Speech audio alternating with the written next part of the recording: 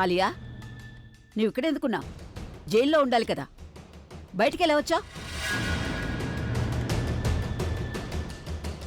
నీకు వినిపించలేదా? నానమ్మ నిన్నే అడుగుతున్నారు. నువ్వు జైల్లో ఉండాలి కదా, మరి నువ్వు బయటికెలా వచ్చావు? ఒకవేళ జైలు నుంచి పారిపోయి రాలేదు కదా.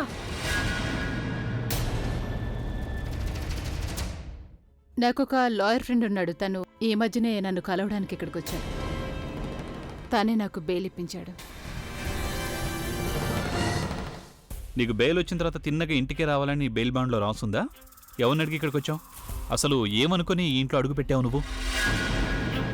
ఒకవేళ నువ్వు ఇలా అనుకోవడం లేదు కదా, ఈ విధంగా నువ్వు తలదించుకొని మా అందరి ముందు నిలబడ్డావు అంటే అప్పుడు మేము నేను క్షమిస్తాము, ఈ ఇంట్లో ఉండనిస్తాము అని?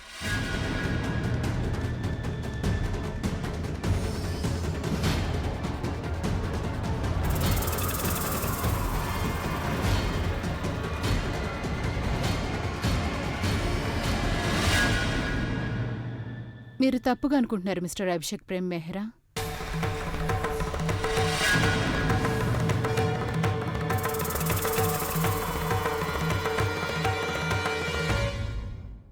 ఏంటి మీరందరూ అలా చూస్తున్నారు?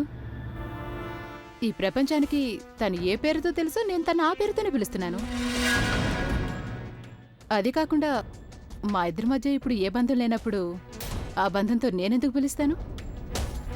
లేకపోతే నేను ఇలా అనాలా?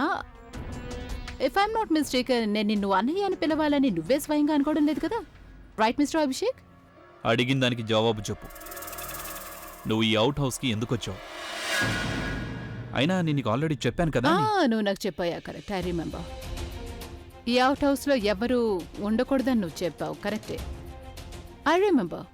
ఎస్పెషల్లీ మన పాత నౌకర్ ఈ ఇంట్లో చనిపోయినప్పటి నుంచి కూడా చాలా క్లియర్గా నాకు గుర్తుంది. కానీ ఈ ప్రాబ్లం ఏముంటుంది చెప్పండి?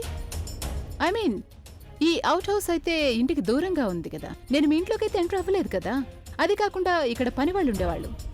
ఇక ఇప్పుడు నా వాల్యూ కూడా అదే. లేకపోతే ఇంకా చెప్పాలంటే పనివాళ్ల కంటే దారుణంగా మారిపోయి ఉంటుంది, కరెక్ట్?